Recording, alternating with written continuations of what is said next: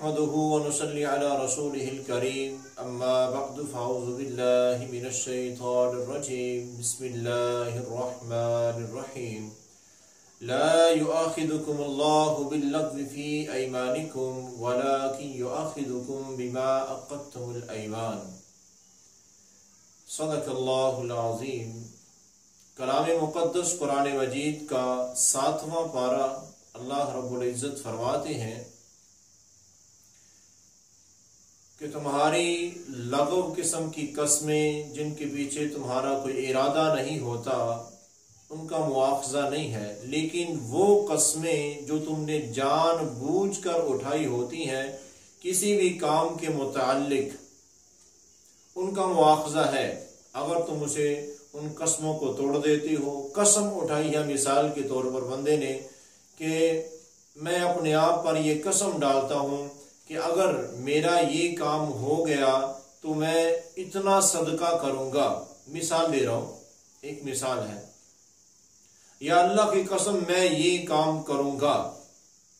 لیکن پھر جب اس کام کے کرنے کا وقت آتا ہے تو بندے کو یہ محسوس ہوتا ہے کہ یہ کام میرے لیے تو نقصان دہ ہے جس کے لیے میں نے قسم اٹھائی تھی، اور دوسرا کام فائدہ مند ہے، تو اس نقصان دہ کام کو کرنے کے لیے چونکہ پہلے قسم اٹھا چکا تو بندہ پہلے پتہ نہیں تھا کہ اس کا نقصان ہے یا اس سے زیادہ فائدے والا کوئی کام اور بھی ہے، یا پھر فائدہ ہے اس کا لیکن اس سے بڑا فائدہ دوسرے کام میں ہے، تو اپنی قسم جو بندے نے خود پہ ڈالی ہوئی تھی اس قسم کا پھر کفارہ دے دینا چاہیے تاکہ اس کی معافی ہو جائے گی، وہ بندے کے نامہ اعمال میں گناہ نہیں لکھا جائے گا۔ تو اس کفارے کا ذکر یعنی کہ بندہ جب کفارہ دے دیتا ہے اس کے بعد دوسرا کام بندہ کر سکتا ہے، وہ قسم والا کام نہ بھی کرے تو کوئی حرج نہیں ہے۔ تو اس کفارے کا ذکر اللہ تعالیٰ یہاں بیان فرماتے ہیں کہ فَكَفَّارَتُهُ، اس قسم کا کفارہ کیا ہے؟ اطعام 10 مساکین، 10 مسکین لوگوں کو کھانا کھلا دیں، قسم کا کفارہ ہو جائے گا، اب آپ کی قسم ختم ہو چکی۔ اور کسوتہم، یا کھانا کھلا دیں 10 مسکینوں کو، یا پھر 10 مسکینوں کو کپڑے لے کے دے دیں، کپڑے پہنا دیں۔ او تحریر رقبہ، یا پھر ایک غلام آزاد کر دیں۔ فمن لم یجد، اور اگر ان میں سے کوئی کام بھی نہیں کر سکتے، نہ 10 مسکینوں کو کھانا کھلا سکتے ہیں اور نہ ہی ان کو کپڑے لے کے دے سکتا ہے بندہ، اور نہ ہی غلام آزاد کرا سکتا ہے، طاقت نہیں ہے، اتنی حیثیت نہیں ہے، تو فرمایا اگر تم اتنا نہیں کر سکتے فمن لم یجد فصیام 3 ایام، پھر 3 دن کے روزے رکھ لو، نفلی روزے 3 دن 3 روزے رکھ لیں تو اس قسم کا کفارہ ہو جائے گا، معافی ہو جائے گی، پھر بندہ جو بھی کام کر سکتا ہے اس قسم کا توڑنے کا گناہ نہیں ہوگا، معاف ہو جائے گا۔ اور دوسری بات، اسی 7ویں پارے میں اللہ تعالیٰ کافی سارے توحید کے متعلق تو بڑی وضاحت اللہ نے کی ہے، اور شرک کی بڑے احسن اور بڑے صاف انداز میں اللہ تعالیٰ نے نفی کی ہے۔ اب کل جو بات ہوئی تھی 6 پارے میں، اور نبی کریم صلی اللہ علیہ وسلم کے متعلق بات کی گئی تھی کہ وہ عقیدے جو عیسائیوں نے عیسیٰ علیہ السلام کے متعلق اللہ تعالیٰ کی صفتیں عیسیٰ علیہ السلام میں ماننا شروع کر دی، انتہائی غلط کیا، وہ کفریہ عقائد ہیں، وہی کام مسلمان بھی کرنے لگ گئے ہیں۔ آج انہی کاموں کو اللہ تعالیٰ قرآن مجید میں وضاحت سے بیان کر رہے ہیں کہ وہ صفتیں اصل میں ہیں کن کی۔ اللہ تعالیٰ کا فرمان ہے کہ قُلْ لَا أَقُولُ لَكُمْ عِنْدِي خَزَائِنُ اللَّهِ،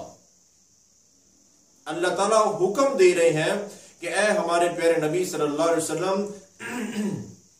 ان لوگوں کو بتا دو کہ لا اقول لکم عندی خزائن اللہ، میں تمہیں کہتا ہوں کہ میرے پاس اللہ کے خزانے نہیں ہیں،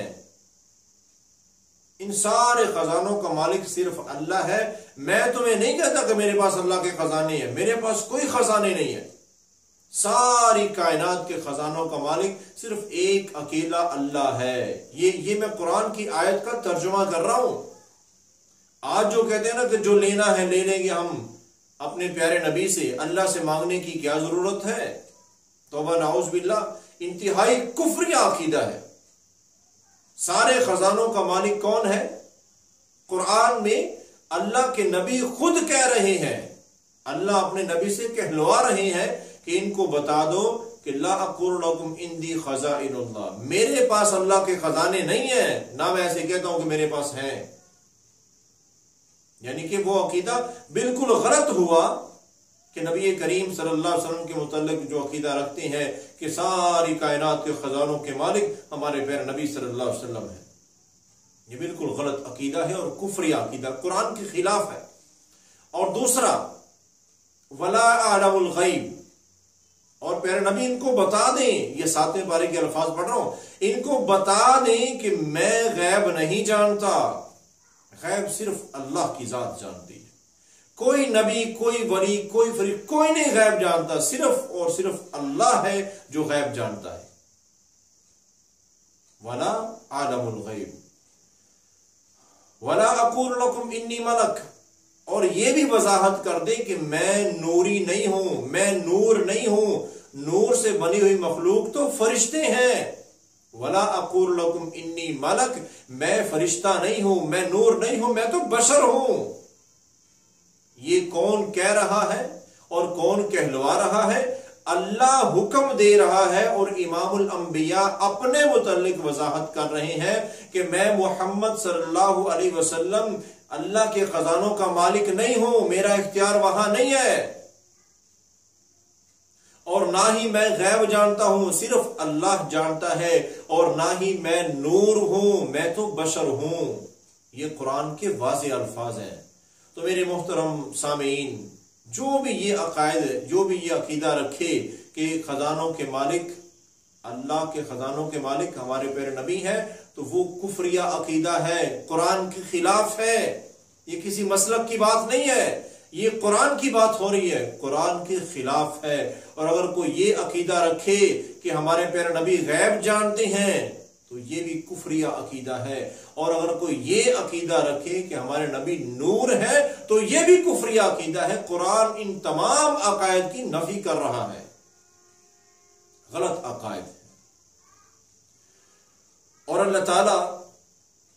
اسی پارے میں 7ویں پارے میں آگے جا کے فرماتے ہیں، جہاں پر اللہ تعالیٰ نے یہ فرمایا وَتِلْكَ حُجَّتُنَا، اور یہ ایک مقام ہے، یہ 7ویں پارے پورے قرآن کے اندر صرف یہاں ایک مقام ہے 7ویں پارے میں کہ اللہ تعالیٰ نے ایک جگہ پر اولو العزم پیغمبروں، بڑے بڑے انبیاء علیہ السلام کا تذکرہ کیا، اور کتنے انبیاء کا؟